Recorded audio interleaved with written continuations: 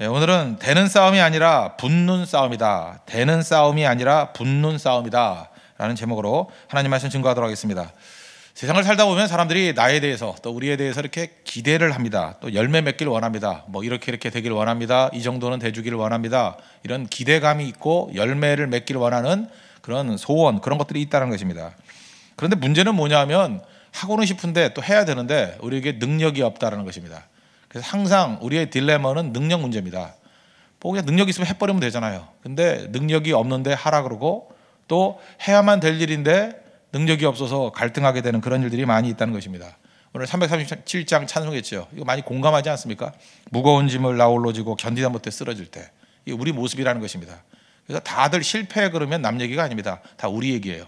인간은 뭐 전지전능할 수 없고 무슨 일을 하든지 항상 잘 못하기 때문에 그렇습니다. 그래서 지쳐 쓰러져 있는 모습들, 실패한 모습들, 뭐 잘 못 푸는 모습들, 그래서 많이 낙심하고 절망하고 하는 것들이 많이 있다는 것입니다. 그래서 우리에게 복음이 필요합니다. 굿뉴스, 가스펠이 필요하다는 거예요. 복음의 내용이 무엇입니까? 해결될 수 있다는 거예요. 우리 삶에 있는 모든 문제는 다 해결될 수 있습니다. 그 해결되는 내용이 뭐냐? 세상은 계속해서 우리에게 이렇게 얘기하잖아요. 좋은 포도나무 되라. 다 그거 아닙니까? 뭐 좋은 성도 되라, 좋은 사람 되라, 뭐 좋은 남자 되라, 좋은 여자 되라, 다 그 얘기 아니에요? 다 내가 되는 거잖아요. 내가 뭘 돼야 될 거 아니에요? 뭐 하다못해 젊은이들 같으면은 뭐 멋진 사람 되라, 매력 있는 사람, 능력 있는 사람 되라, 돈 많은 사람 되라, 뭐 다 내가 되라는 거 아니에요? 근데 성경은 아예 발상이 전환을 해버립니다. 내가 되는 싸움이 아니라 붙는 싸움이래요. 예수님께 붙어 있으면 된다는 것입니다. 붙어 있으면 거기서 열매를 거두는 거지 되는 싸움이 아니다. 너희들이 무거운 짐을 지고 그죠? 그 견디다 못해 쓰러지는 이유가 뭐냐면 잠깐 될라 그러니까 그런 문제가 된다는 거예요. 붙어 있으면 된다는 것입니다. 붙어 있는 싸움이라. 그래서 우리 뭐 옛말에 있잖아요. 뭐 그 기는 놈 위에 뛰는 놈이 있고 뛰는 놈 위에 나는 놈이 있고 그 요한복음 15장에 나오는 그 유명한 얘기 있죠. 나는 놈 위에 붙어 다니는 놈이 있다고. 날아다니는 사람에 딱 붙어 있다가 내리기 전에 딱 뛰어내리면 1등이잖아요. 그죠? 우리 그 붙어 다니는 사람, 붙어 있는 싸움이라는 것입니다. 그래서 성경에서 보면은 세상에서는 독립적이다 이런 말을 되게 멋지게 얘기하지 않습니까? 독립해야 된다. 나는 뭐 자수성가했다, 스스로 입을 했다, 그럼 박수를 막 쳐주는데 성경은 독립하면 독립할수록 무능하다 이렇게 얘기를 합니다. 남북 이스라엘 역사를 보십시오. 특별히 독립 잘했던 왕들이 다 악한 왕입니다. 하나님을 떠나서 독자적으로 내가 뭘 해보겠다, 내 능력을 세워보겠다 하는 것들은 다 악한 왕들이고 독립의 최고의 모습이 바벨탑이고 바벨론입니다. 이 바벨이라는 거. 바벨탑은 뭐예요? 하나님 없이 우리 힘으로 하늘에 올라가겠다. 바벨론은 뭐예요? 내 능력이 최고다. 그게 바벨론이거든요. 이게 가장 큰 하나님의 대적입니다. 내 힘으로 뭘 하겠다. 이게 자아의 어떤 그 응집체가 바벨론이라고요. 반면에 예수님이 뭐라 그럽니까? 천국은 어린아이일 것이다. 어린아이가 되지 아니하고는 천국에 들어갈 수 없다. 어린아이의 어떤 특징입니까? 어리석음 그런 게 아니고요. 어린아이의 의존성. 어린아이는 철저히 부모 의존하잖아요. 어른들 의존하잖아요. 어린아이 혼자 할 수 있는 게 뭐가 있습니까? 그냥 급하면 엄마하고 우는 거죠. 아빠하고 우는 거죠. 그러니까 철저한 의존성. 그래서 어린아이와 같이 철저히 의존하면 의존할수록 강해질 수 있다. 이걸 우리에게 보여주고 있다는 것입니다. 그래서 오늘 이 아침에 기도할 때 여러분 다른 생각하지 마십시오. 내가 뭘 되게 해 주십시오. 이때부터 피곤해지는 거예요. 붙어 있게 해 주십시오. 그죠? 예수님께 붙어 있게 해 주십시오. 그 싸움이 돼야 된다는 것입니다. 오늘 4절 보십시오. 내 안에 거하라 나도 너희 안에 거하리라. 가지가 포도나무에 붙어 있지 아니하면, 그러니까 열매 거두는 비결이 뭐예요? 붙어 있는 거예요. 스스로 열매를 맺을 수 없음 같이 너희도 내 안에 있지 아니하면 그러하리라. 붙어 있으라. 5절 보십시오. 하반절. 나를 떠나서는 너희가 아무것도 할 수 없습니다. 예수님 떠나서는 영적 무능력자가 된다는 것입니다. 붙어있지 않으면 열매 못 거둔다는 것입니다. 6절.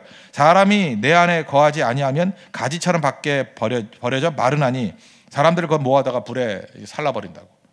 그러니까 심지어 붙어있지 아니하면 뭐 중간 정도 되느냐? 아닙니다.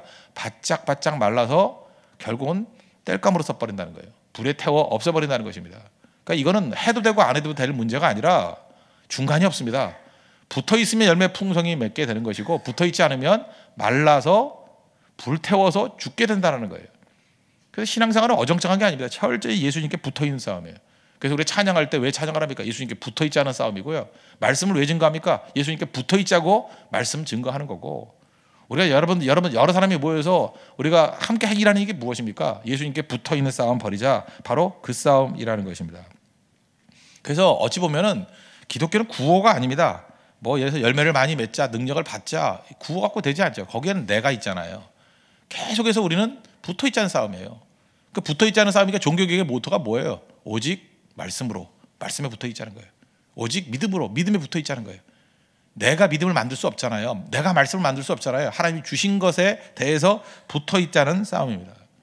왜? 능력은 내게 있는 게 아니라 하나님께 있기 때문에. 빌립보서 4장 13절 보니까 내게 능력 주시는 자 안에서 내가 모든 것을 할 수 있느니라. 붙어 있는 사람의 고백이에요. 내게 능력 주시는 자가 있습니다. 그 예수님이잖아요. 거기에 붙어 있을 때 내가 모든 것을 할 수 있느니라. 그래서 우리 성도들을 보면요, 여러 유형들이 있지 않습니까? 우리 뭐 주변 한번 돌아보십시오. 뭐 유능하다, 힘쓰고 애쓰고 한다, 뭐 참 애쓰는 사람들 많아요. 근데 뭘 이룬 것 같지만 지나놓고 보십시오. 하나를 얻어놓고 나머지는 다 무너져 버려요. 뭐 사업을 잘해놓고 가정이 무너져 버린다든지, 또 아니면은 뭘 이렇게 이루고 난 다음에 건강을 잃어버린다든지, 뭘 보면은 왜 저것 때문에 저렇게 뛰었나? 특별히 우리 한국 사회는 그러지 않습니까? 뭐 열심히 산업화시대 때 뛰기만 했고 재벌 회장님으로 해서 몸을 바쳤던 사람, 갑자기 50대 중반쯤에 뭐 나와가지고 내가 뭐하러 이렇게 살았는지 모르겠다, 이런 분들 한둘이 아니잖아요. 이유가 무엇입니까? 열심히 살지 않았다는 게 아니에요. 뭘 열심히 뛰어가지고 열매 거두지 않았다는 게 아니에요. 의미 없는 열매고 그 열매가 아니었다는 것입니다. 중요한 건 뭐냐? 예수님께 철저히 붙어있는 사람은 그냥 무미건조하게 사는 것 같이 보입니다. 뭐 별거 없어요. 근데 보면은 열매가 있어요. 풍성한 열매가 있다고요. 가치 있는 열매가 있다고요. 그래서 여러분들 그 신앙생활도 그래요. 내가 뭘 하겠다 그러면서 이렇게 열심히 하는 사람보다도 그냥 예배 참석 꾸준히 하고요. 여러분 이게 새벽기도 꾸준히 나온다는 게 얼마나 무서운지 아십니까? 이게 붙어 있는 거거든요. 날마다 공부를 받기 때문에 여러분 상상도 못하는 열매를 그게 거두는 거예요. 교회에서도 열매 거두는 사람들을 보면 충성도 하면서 그렇게 예배 드리는 사람이 열매 거두는 거지. 발작적인 믿음이라고 그러죠. 뭐 어떨 때 나갔다 어떨 때 안 나갔다 왔다 갔다 하는 사람들, 열매가 없다는 것입니다. 그 사람들은 특징이 뭐냐면 항상 내가 중심이에요. 내 에고, 내 느낌이 좋으면 뭘 하는 거고, 느낌이 나쁘면 안 하는 거고, 세상의 중심이 나예요. 내가 옳다고 생각하면 하는 거고, 내가 틀리다고 생각 안 하는 거고. 중심이 하나님께가 있어야 되는데, 하나님이 옳다 그러면 내 느낌이 다르다고 따라가야 되는데 그게 없는 거예요. 그러니까 뭐 사형리에서도 옛날에 나오지 않습니까? 뭐 의자 하나 그려놓고 내 마음의 주인이 나, 아니면 십자가에 놓고 예수님. 신앙의 중심은 예수님이라는 것입니다. 거기에 붙어있는 싸움이 돼야 된다는 거예요. 저는 얼마 전에 그 독일의 그 스토리를 한번 읽어봤습니다. 독일이 사실은 그 게르만이라 그래서 사실 유럽에서 볼 땐 가장 야만족들 아니었습니까? 근데 이 나라가 왜 이렇게 강한 나라가 되었는가? 우리나라 훈민정음이라 그러죠. 훈민정음 같이 이렇게 독일어가 나온 게 뿌리가 뭔지 아십니까? 마틴 루터예요. 마틴 루터의 그 독일어 성경 번역한 그게 독일의 훈민정음이에요. 그래서 성경이 기준이 되는 나라라고요. 성경이 기준. 성경에 쓰여진 그 언어가 독일어가 된 거예요. 독일어가 된 거고, 또 하나님께서 너무 주신 은혜가 감사해서 음악을 만든 것이 다 찬송이 된 거고. 독일 국가가 찬송가잖아요. 그죠? 찬송가. 그 다음에 그 하나님의 말씀을 어떻게 하면 잘 풀 수 있을까라고 해서 거기서 법학이 나온 거고요. 그걸 이해하려고 그러다가 철학이 나온 거고. 결국은 독일의 모든 것들을 보면 사실 뿌리는 그거더라고요. 하나님을 어떻게 잘 섬기고 붙어 있을 수 있을까. 그때부터 최고의 것이 막 나오기 시작하더라는 것입니다. 우리도 마찬가지입니다. 뭐 한 나라를 잠깐 얘기를 했지만 우리 삶에 있는 모든 것들의 전성기가 되기 위해서 필요한 것들은 예수님께 붙어있는 싸움, 그 싸움만 벌이면 항상 승리할 수 있다는 것입니다. 그러면 하나님께서 붙어있게 만들기 위해서 주시는 게 뭐예요? 그 다음 단계인데 약간 시험이 있거든요. 연단이 있거든요. 그래서 고린도후서 1장 8절 보니까 형제들아 우리가 아시아에서 당한 환난을 너희가 모르기를 원하지 아니하노니 힘에 겹도록 심한 고난을 당하여 살 소망까지 끊어지고 우리는 우리 자신이 사형 선고를 받은 줄 알았으니 이는 우리로 자기를 의지하지 않고 오직 죽은 자를 다시 살리시는 하나님만 의지하게 하심이라. 바울의 독특한 시각인데 우리에게 이렇게 많은 고난이 오는 이유가 뭐냐 하면 뭐 중간 다생냐, 자기 자신을 의지하지 말고 자신을 의지하지 말고 죽은 자를 다시 살리시는 하나님만 의지하게 하려 하심이라. 무슨 얘기예요? 철저히 붙어있게 만드는 싸움이라는 거예요. 그러니까 우리의 시험의 의미, 고난의 의미를 이해해야 되는데 왜 이렇게 시험과 고난이 옵니까? 지금 하나님께서 큰 일을 이루시려고 그래요. 딱 붙어 있으라는 거예요. 딱 붙어 있으라. 우리 뭐 오토바이 뭐 타십니까? 이렇게 뒤에 타는 경우 있잖아요. 그럴 때 뭐 시속 25km, 30km 달릴 때는 그냥 가죠. 근데 갑자기 이렇게 얘기할 때 있죠. 야, 꽉 잡어. 왜 그래요? 100km 간다는 거예요. 꽉 잡어. 떨어질 수 있으니까 꽉 잡어. 그 경고하는 이유가 뭐예요? 딱 붙어 있으라는 거예요. 그래 속력이 나는 겁니다. 우리 인생도 마찬가지입니다. 하나님께서 20-30km로 달리다가 어떤 때 100km, 150km 이렇게 달려야 될 때가 있어요. 질주할 때가 있어요. 정말 힘차게 나갈 때가 있다고요. 그때는 뭐라 하냐? 딱 붙어 있어? 꽉 잡어? 그게 고난이에요. 그게 알람 시스템이라고요. 하나님께서 우리를 그렇게 이끌어 가신다는 것입니다. 그래서 여러분 한번 성경을 보십시오. 하나님께서 모세를 크게 쓰시기 전에 반드시 고난이 있었어요. 광야 40년뿐만 아니라 그 순간순간마다 큰 어려움들을 줬다고요. 이유가 뭐예요? 하나님께 철저히 붙어있고 난 다음에 큰 일을 행하십니다. 히스기야를 통해서 하나님께서 큰 일이 있기 전에 했던 일이 뭐예요? 항상 그 포위된다든지 죽을 병이라든지 그래서 통곡의 기도가 있게 만드셨어요. 그래서 하나님께 철저히 붙어있게 만들고 난 다음에 그 다음 보나마나예요. 대승리. 그래서 우리는 패턴을 압니다. 어떤 고난이 아니에요. 뭐 고난 다음에 승리가 있다 그 패턴이 아니라 고난을 왜 주셨느냐? 철저히 붙어 있으라는 거예요. 붙어 있으면 하나님이 주시는 승리가 있다. 요시아도 마찬가지예요. 요시아가 언제 승리했습니까? 철저히 붙어 있고 대승리. 느헤미야서도 보십시오. 1장부터 쭉 나가다가 1, 2장 뭐 그 성벽 재건하러 가자. 3, 4, 5장 어마어마한 시험. 6장 가면 어떤 일이 벌어져요? 대승리. 52일 만에 성벽이 완성. 그런 기적 같은 일이 이루어지는 이유가 뭐예요? 뭐 도비아 산발라 이런 사람들의 공격을 통해서 딱 붙어 있으라. 그 다음에 대승리를 했다. 패턴입니다. 여러분 인생도 마찬가지입니다. 하나님의 그 메시지를 알아야 돼요. 내 삶에서 이렇게 크고 작은 문제들이 생기는 이유가 뭘까? 철저히 붙어 있으라는 거예요. 붙어 있으라. 그러면 내 능력이 아니라 예수님의 능력으로 승리하게 된다. 그래서 결국은 여기도 지금 지도자들이 많이 있지 않습니까? 지혜로운 지도자의 특징은 뭐냐 하면 뭐 대라라고 하는 게 아니라 예수님께 붙어 있는 싸움들을 잘 이끌어가야 된다는 것입니다. 그러니까 어떻게 해야 돼요? 예배 유도해서 붙어 있게 만들고 은혜 받게 만들고 자녀들 어떻게 키워야 돼요? 예수님께 붙어 있도록 그런 환경들을 조성해 줘야 돼요. 내가 붙이는 건 아니지만 철저히 붙어 있게 만드는 것, 어떤 때 시험과 환난을 통해서 붙어 있게 만드는 것, 그러면 열매는 저절로 거두게 된다는 거예요. 저절로 승리하는 길이 바로 거기에 있다는 거예요. 여러분 그 재수 해보셨습니까? 저는 해봤습니다. 재수생들, 삼수생들, 사수생들, 장수생들 특징이 뭐냐면 그 요즘에도 뭐 있는지 모르지만 종합반과 단과반이 있어요. 근데 단과반 선생님들이 훨씬 탁월합니다. 실력은. 그래서 수학 그러면 누구, 뭐 영어 그러면 누구, 그래서 굉장히 깊이 공부할 수 있어요. 그런데 이건 한 달 단위로 등록을 하거든요. 종합반은 학교하고 똑같습니다. 한번 등록하면 뭐 한 달 단위로 하긴 하지만 그냥 학교가 똑같아요. 그냥 아침에 갔다가 뭐 선생님들이 탁월한 선생님 없어요. 이게 무미건조한 어떤 선생님은 좀 졸리는 선생님도 있고 똑같아요. 학교 시스템으로 쭉 갑니다. 그러면 우리 생각할 때 그러잖아요. 그 골라가지고 최고의 선생님 강의 들으면 그리고 또 나머지 시간은 자습하고 그 필요한 것만 딱딱 듣고 하면 성적이 훨씬 좋아야 되잖아요. 제가 학교 다닐 때 그 대학 들어갈 때 쭉 보니까 단과반 다니면서 좋은 성적 거둔 애는 거의 없어요. 거의 없다고요. 거의. 뭐 다 없다고 말하고 싶지만 또 예외가 있을지 모르니까 제가 본 적은 없어요. 한 명도. 다 종합반이에요. 종합반의 특징이 뭐예요? 붙어 있는 거예요. 그냥. 뭐 특별히 하는 거 아니에요. 붙어서 졸기도 해요. 자기도 하고 엎드려 자기도 하고. 그런데 붙어 있는 데에서는 열매를 거두게 된다. 왜냐? 계속 공부 있으니까. 단과반 어떤 겁니까? 내 의지를 갖고 붙었다 떨어졌다는 거 아니에요. 좋은 거는 붙었다, 아닌 건 떨어졌다. 결국 열매 못 거두더라는 거예요. 신앙생활 단과반 같이 하지 마십시오. 지금 단과반 같이 하는 사람들이 있어요. 뭐 여기 좋다고 하면 이거 하나 조금 듣고 조금 듣고 조금 듣고. 그죠? 자기가 필요한 거 취사 선택하고 잘 될 것 같이 보이죠? 최고의 것을 다 모아놓는다 할지라도 열매 없습니다. 신앙생활은 종합반 같이 하는 거예요. 아침부터 저녁까지 3년째를 다 맡기면서 어떤 때는 아주 신나는 것도 있지만 어떤 거는 무미건조해 보는 것도 있는 거예요. 그 안에서 열매가 있다는 것입니다. 그래서 우리 인생의 모든 게 그래요. 신앙생활뿐만 아니라 사업도 그렇고 학업도 그렇고 모든 부분에 있어서요. 열매 거두는 거는 되는 게 아니고 붙는 싸움이라고. 붙는 싸움. 잘 붙어 계십시오.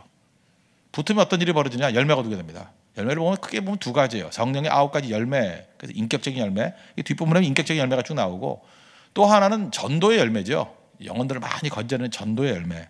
뭐 그렇게 요약해서 한번 보겠습니다. 갈라디아서 5장 22절 23절 보면은 성령의 9가지 열매가 나오죠. 뭐 사랑과 희락과 화평과 오래 참음과 자비와 양선과 충성과 온유와 절제니 이 같은 것을 금지할 법이 없느니라. 오늘 본문에도 여기 보면 뭐 몇 가지 나오죠. 사랑과 희락 이 두 가지 나와요. 여기 본문에도. 뒷부분에 보면 9절 10절을 한번 보십시오. 사랑이죠.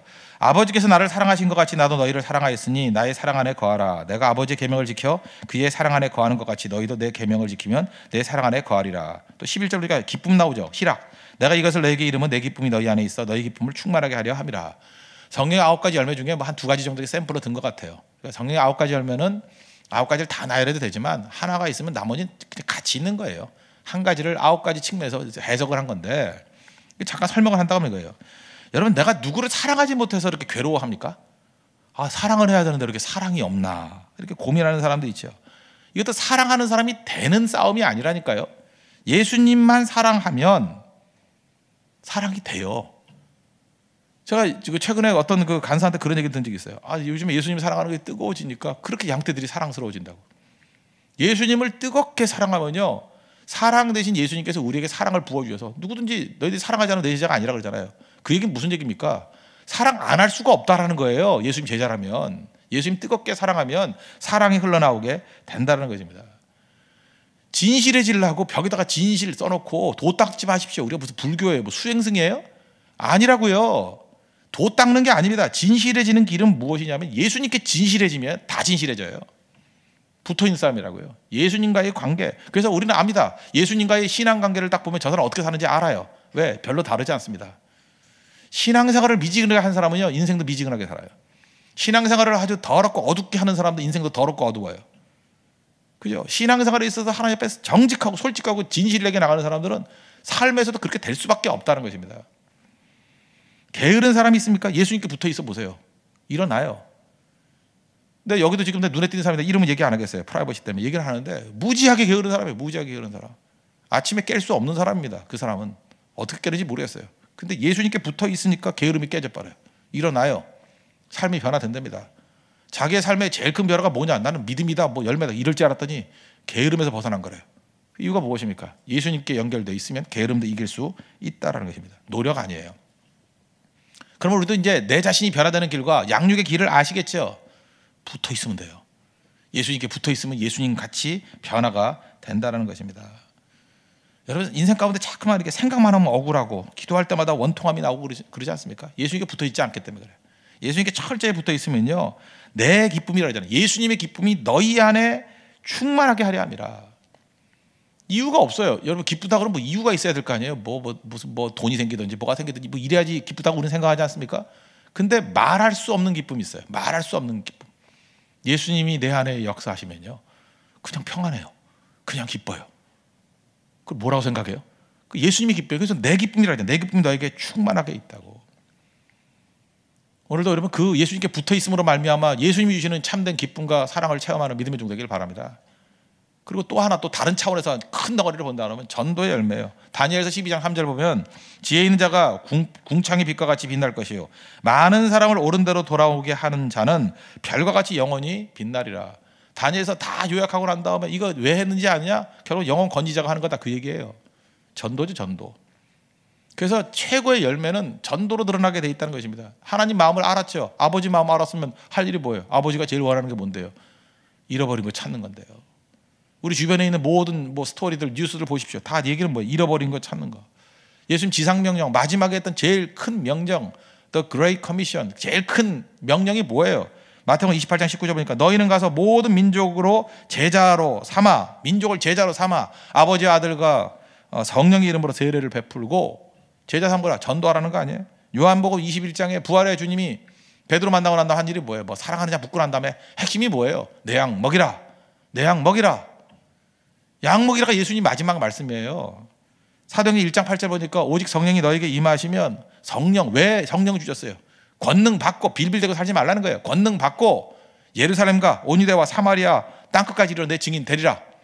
그게 열매라는 거예요, 열매. 그래서 교회는 간단합니다. 내적으로 보면은 인품이, 이 캐릭터가 변화가 돼요. 성령 9가지 열매로 예수님 같이 변화가 되고, 거기서 파워가 나온다고, 파워가. 또 하나 무엇입니까? 사람을 살리는 능력이 있습니다. 사람을 살리는 능력, 이게 전도예요. 전도 아무나 하는 거 아닙니다. 전도가 사라진 교회라는 건 뭐냐면 파워 없어 전도 절대로 못해요. 지금 해외 선교도 가죠. 선교도 못 갑니다. 지금 선교 간다는 교회 들어봤어요? 이유가 뭐예요? 힘이 빠져버리면 절대 선교할 수 없습니다. 동원할 수도 없고 갈 수도 없고 가서 입을 열 수도 없고. 생명의 능력이 언제나 전도에 있어요. 최고의 영역은 전도에 있어요. 전도하면 부흥한다가 아니에요. 능력이 있으니까 전도가 되는 거예요. 이 역순이죠. 또 전도하다 보면 그 힘 가지고 다시 돌아올 수 있는 거고. 오늘도 예수님께 철저히 붙어 있음으로 말미암아 생명력이 충만한, 우리 열매 거두고 또 전도의 풍성한 열매를 거둘 수 있는 믿음의 신실한 종 되기를 축원합니다. 지치지 마십시오. 수고하고 무겁고 지친다 이런 소리 하실 게 아니라 붙어있는 싸움입니다. 붙어있으면 살아납니다. 예수님께 한번 붙어서 한번 며칠 지내보십시오. 죽었던 모든 것이 다 살아나고 생명의 역사가 드러나게 될 것입니다. 예, 모두 다 자리에서 일어나겠습니다. 1절만 하겠습니다. 337장 찬양하고 예수님께 철저히 붙어있는 싸움 벌이게 해달라고 기도하겠습니다. 337장입니다.